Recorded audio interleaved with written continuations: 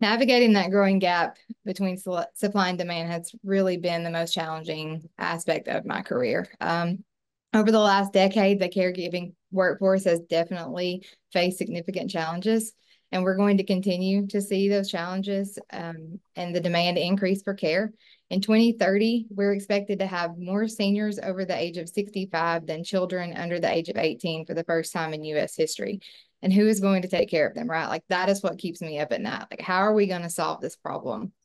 Several years ago, I attended a conference, the Aging in America, and when I was there, there was a report from AARP that came out, and one of the key statistics there was that for every 4 people that need a paid caregiver, there's one available. And I've been looking for a week to find an updated ratio and updated statistic on that. And I haven't found one that's been published since 2018, but the data and the trends definitely suggest that this gap just continues to widen.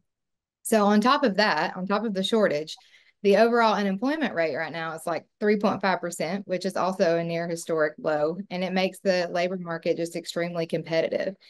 We're competing with companies like Chick-fil-A, Target, and all the other local healthcare companies for the same workforce. And in caregiving in this industry, we don't just need a warm body. We really want people that are passionate about the work that we're doing. We can't be with them all the time, right? Like you have to have immediate trust to let them go out and take care of your clients. And your brand is your reputation, and they are walking around, marketing your brand wherever they are. So that also makes recruiting even harder. Once we recruit them, it's even harder to keep them. Home Care Pulse just reported in their most recent survey that the turnover rate for this industry is 79%. So how do we solve for this problem, right? So the first thing that we do at Care on the Block is take care of our employees. If we take care of them, we believe that they will take care of our clients. So we try to offer as many benefits as we possibly can.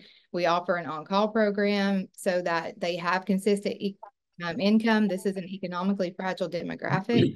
And that is really the first thing that we try to do is to take care of them, offer them support, provide resources, even outside of what we can provide them, connect them to resources in the community. But beyond this at CAB, we're constantly seeking innovative ways to meet our clients' needs. So we have been working with Sensi for almost 2 years now. And this tool has really enabled us to think outside the box to provide care to more clients, especially those needing around the clock care. So I know that we've all gotten that call from that 24/7 client, and we need care to start right now, right? So 24/7 care requires 5 to 7 people. It's very difficult to do that on short notice. And in the last 2 weeks, I've received 2 calls like this. One client needed care immediately at home. He was in a crisis.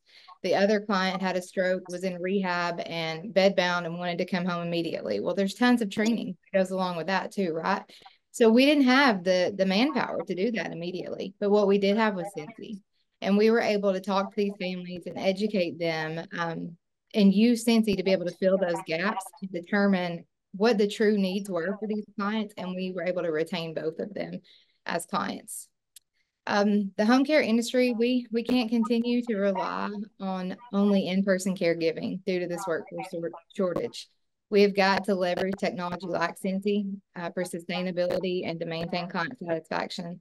We continue to rely solely on warm bodies. To meet the needs of our clients, we're going to fail.